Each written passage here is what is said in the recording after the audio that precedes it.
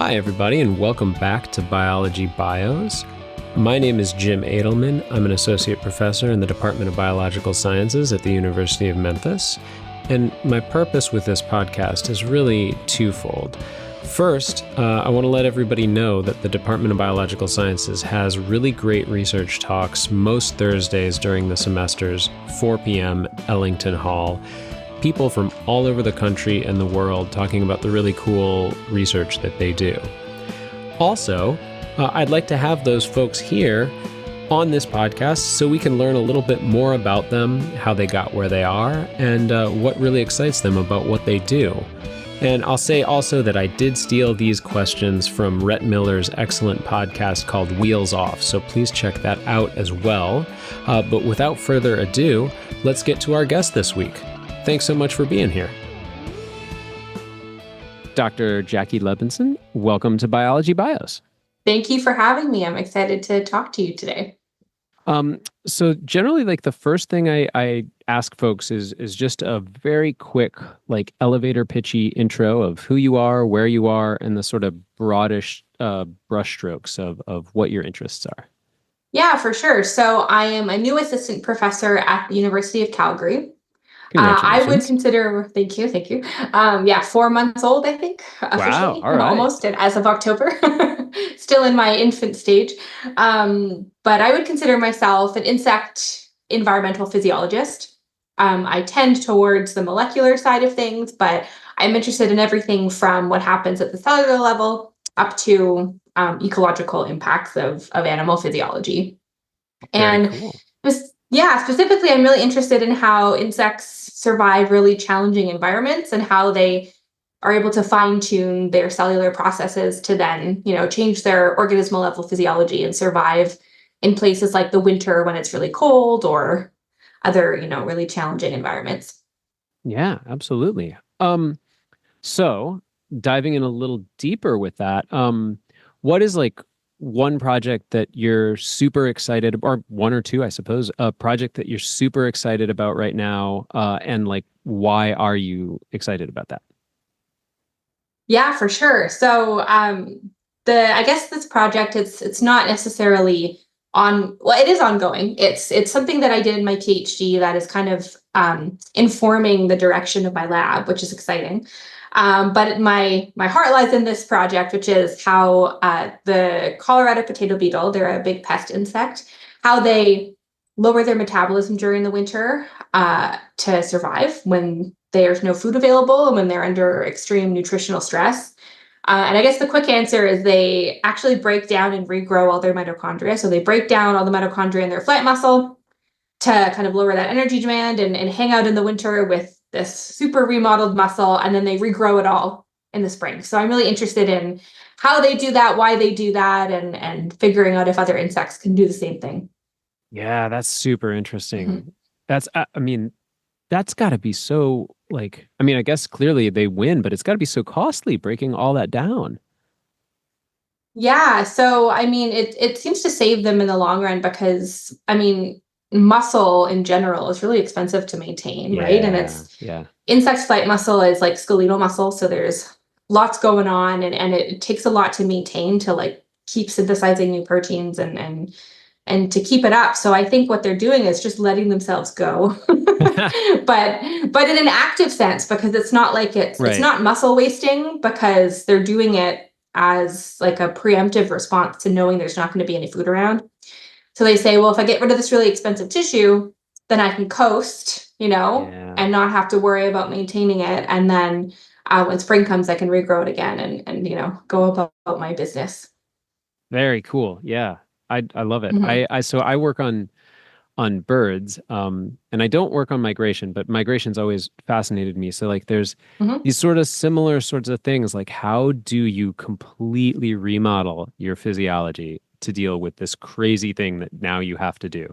And it just blows my mind how critters do that. I love it. Yeah, totally. So now I'm going to take a little bit of a turn and kind of go a little bit more on the personal side of science. So was there a time that you knew that you wanted to be a scientist, or was it a gradual process? How did you get where you are doing this thing with potato beetles? Yeah, I think I've always been, a nerd for science and biology. I knew I was going to have some sort of career in a STEM field.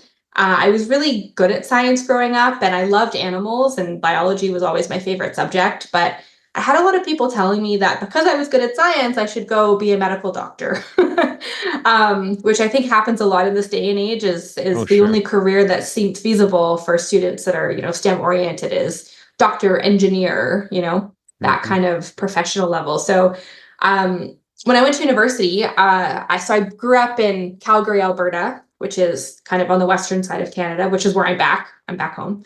And then I went to the other side near Toronto for my undergrad, and I was med school bound. I was going to write the MCAT, and I was, fully ready to pursue that. And then I actually had to take a course that was comparative physiology, and I had to learn about animals and all the crazy things they do to survive and remodel their physiology, Yeah. like you just said. And it kind of, sparked something in me. And I was like, wow, people do this for a living. And then that kind of set me off on my research path. And then I never really looked back. I feel like you've described a very common thing Yeah. that happens. I mean, and for decades. Like, I mean, I came up earlier years than you. Um, but like we had the same thing, you know, it was like I was good at Yeah. biology, I was good at science, and it was like, oh yeah, I should be a doctor. And I was like, well, that sounds Mhm. fun. And then you have these experiences and you're like, wait, there's Yeah. so much wild stuff out there. Yeah, that's one of the things I'm hoping that with this podcast is that people hear that and they hear like that it's okay. Like not only that Yeah. do other people have that experience, but like it's an okay experience.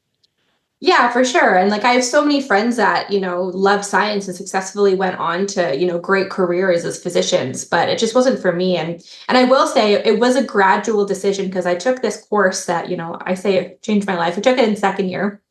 In third year, I started volunteering in a lab with insects to see, well, maybe, dip my toes and maybe this is what Right. I wanted to do. And then I did my honors project and started to really catch like the research bug. Um, Hmm. and I've always loved teaching and outreach. So everything, it was kind of everything bundled in one that I loved. I loved talking about science. I loved researching. I loved the actual animals themselves. And then before I started grad school, I actually worked at the Calgary Zoo for a few months doing like education and outreach for the zoo, thinking maybe that's the avenue I wanted to go into. And then I realized I did like it, but I didn't like it enough to only do that. And so then I pivoted back to research and went to grad school. And yeah, the rest is history. Very cool. Yeah. Hmm. I think there's also you hit on something that I think is nice for me in science is that there's a lot of diversity of what you can do within that, right? You can do Yeah, more for sure. education outreach, you can do more just pure research, you can do more teaching. And for somebody that like me who kind of gets a little bored with things or like easily distracted, there's always Yeah, yes. cool new shiny objects, right? Yeah, Um, yeah, for sure. all right. So this one, I still struggle on exactly how to ask this question. Um, we in science we have a lot of like evaluations, we have a lot of people telling us that this paper was not that great or better luck next time on your grant or all those sorts of things. Hmm. And we've had that, you think about like just taking tests in undergrad, right? Like we've Yeah. had that for a while. I think along with that we also tend to have an inner critic that like says, hey man, that's not really that good of a paper that you just wrote, or that's not that original of an idea. So I'm curious, how do you deal with that inner critic? How do you like either silence that voice or maybe make it work for you? Yeah, that's a great question. And I mean, it's something everyone, yeah, like you said, everyone struggles with. I don't know if I have the answer. If I had the answer to how I deal with it, I think I would, I could market that and be a millionaire. But I don't know. I think that it really helps having people in your court. So I really don't think you can go about this career alone. I Yeah. think you need mentors who can lift you up and remind you that that paper didn't actually suck. You're just sick of looking at it because you've been working on it for 5 years. Uh-huh. So I think having good people around you really helps because I think that if you're, trying to do this on your own, especially at the level of, being a trainee, I mean, I still feel like a trainee. We're all trainees all the time, I think, to some extent. Sure. But if you're going at it alone, then, you're going to be comparing yourself to your peers and to people who you're writing papers in the same field with. And it's just natural that you're going to, you know, put yourself down and lift other people up. So you need those people to remind you, you're actually doing really cool stuff. And I think that like that's something that I'm really going to focus on with the students in my lab, is like making sure I find a lot of time to lift them up and remind them, where they're doing a really good job. Because I had mentors do that for me, and it really is invaluable for silencing the imposter syndrome inner voice. Yeah, I agree. And you hit on something too that like I don't know that that's actually come up on any of the conversations I've had with this, that like there are projects that are just they're marathons. I mean, I feel like Yeah. every project I've done is a marathon. Like even if it's like a Hmm. nice simple experiment, then the process of writing it up and then submitting it, and then by the Yeah. time that paper appears in print, I'm like, "Oh my goodness, thank God it's off my desk." Like it's Yeah, just for sure. you get sick of these things. And so that's really a Yeah. good point, to have those people around you that can give that like outside perspective that has a little bit more accuracy Yeah. than maybe your own internal one. Yeah, for sure. And I think also like finding a way to, be a person outside of all of this work that you're like, criticizing yourself about. Like finding little wins in your personal and like, life outside of work. I think I remember in grad school, I've always loved baking, but in grad school, I took it to a whole nother level and I got really into baking. I mean, especially during the pandemic, as everyone did. But I Right. remember having a conversation with my PhD advisor, jokingly asking, like, oh, I don't know why. I just love baking these days. And he said, you know why, Jackie? It's because it's a project you can finish, you can like complete from start to finish in an afternoon, and you can see the results and you can taste them and it's great. And Yeah. so doing that on the side and having those like little like pick me up hobbies, I think kind of keeps your perspective and helps you, you know, slog through the marathon projects. That's a great point. And I'm going to go Yeah. out of order on my questions here, Yeah. because I wanted to ask, one of my questions was like, when you're not sciencing, what are you doing? So you're sciencing, you're baking. Yeah. Are there other things that you're doing Yeah. outside of science? Yeah, yeah. So yeah, baking definitely is a big part. I also just love cooking. Like I like coming home from a long day, either in the lab or at work. Like I love cooking to decompress. Some Yeah. people are like, oh, I can't cook after a long day. I'm spent, but I'm like excited for it. And I go home and it's my kind of decompression activity. But I do pottery. I'm an artist and I like to do things with my hands and do creative projects. So I do a lot of pottery. That was something I picked up. Um, Towards the end of grad school. Again, I did it a lot growing up and then kind of suddenly had some time and motivation, so picked it up again. So I like doing, ceramics and yeah, just being outside and, visiting coffee shops and just trying to get outside of the lab, I think is Yeah. always good.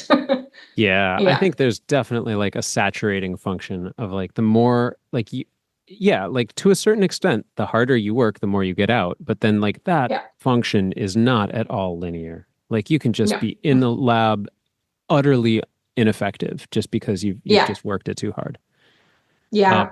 There was like some point towards the end of my PhD that it helped that I had a partner that wasn't in academia, but I kind of made a rule for myself that Sundays I don't do anything. Maybe yeah, sometimes I have to do some work on Saturdays, but Sundays I'm going to be lazy. I'm going to do my hobbies. I'm going to hang out with my family. And I think that like little habit that I picked up has really protected me moving forward. And it's just like made me such a happier person. yeah. No, I agree. And I think you hit on something there too, that it's not always like there are going to be ebbs and flows and things like, oh, maybe I Yeah. have to do a little something on Saturday, but I'm going to really try on Saturday, but Sunday is like a hard stop. Like that's Yeah. super healthy. Yeah. It's Yeah. great.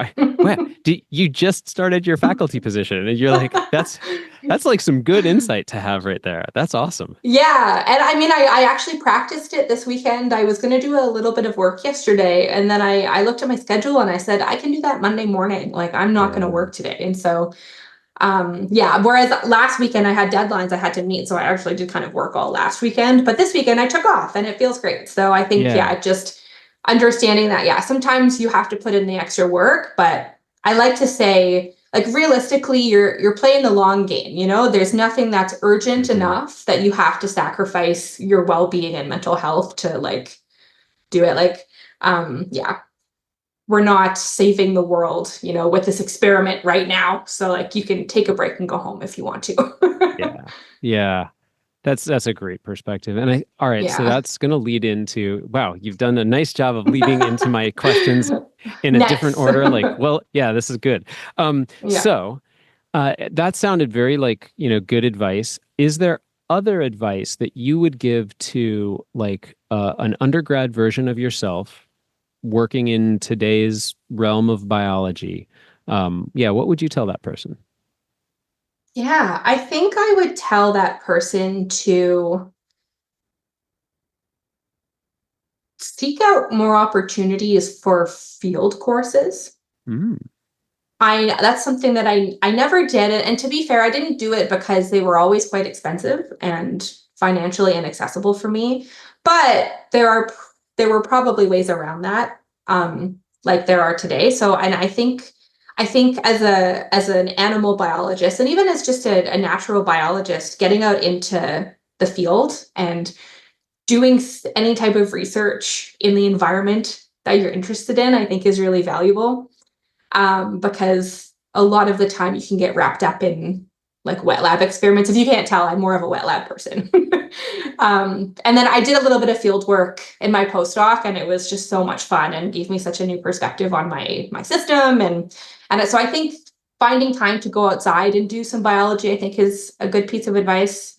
And then my other piece of advice is, um, to just seek out research opportunities where you can get them. So, you know, volunteer here, apply for, you know, paid summer research opportunities there, and just try and get your hands dirty early on, because it'll make your grad school a lot easier, or it'll help you realize maybe you don't want to go to grad school. Yeah.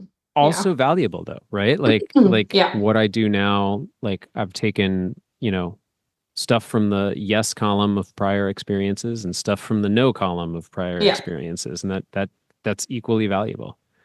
Yeah, No, for those sure. those are yeah, those are super good thoughts. Mhm.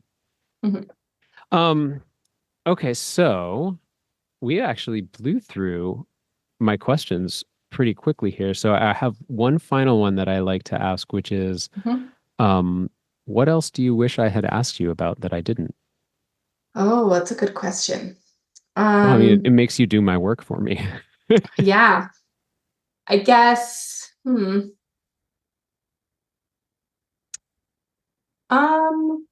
I always love a good, you know,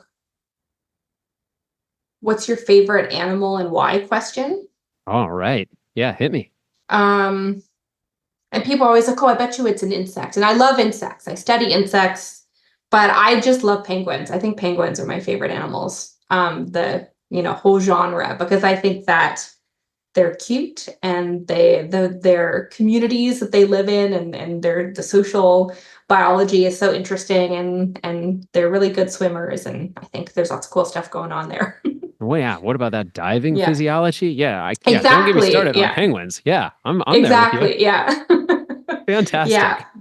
Yeah, but I also really like, dragonflies and other types of insects that start out as aquatic when they're young and become terrestrial, because that's a whole other cool question of being able to breathe air and water within a lifetime. I think that's pretty cool. I mean, I know this is a Yeah. little bit of anthropomorphizing, but like, it's just so hard to put yourself in that perspective. It's just so foreign to think how on earth. Like Yeah. not only like you grow up and you change, but like no, you grow into a totally different thing that actually breathes a different Yeah. medium. Yeah, that's Yeah, awesome. exactly. Yeah. Well, very cool. Yeah. Well, thank you so much for doing this. This has been a blast. And I'm really looking forward to your talk. I'm sorry that we won't be able to meet you in person, but I'm really glad that you're going to be able to do that virtually this Thursday coming up. And yeah, we'll get this Yeah. episode up for the students to hear a little bit about you before they check it out on online. Yeah, that sounds great. Thank you. This was great. It was nice to meet you. And yeah, I'm also excited to talk about my stuff. And I think I'm going to meet a few people. I might do a virtual lunch with the grad students too, Oh, according to brilliant. Lee. So that should be really fun. Excellent. Well, Yeah. enjoy. And again, thanks. Thanks again to my guest this week, Dr. Jackie Lebenzon. You can catch her talk online this week. That is September 26th, 2024. Check the Department of Biological Sciences website for details. And as always, thanks for tuning in.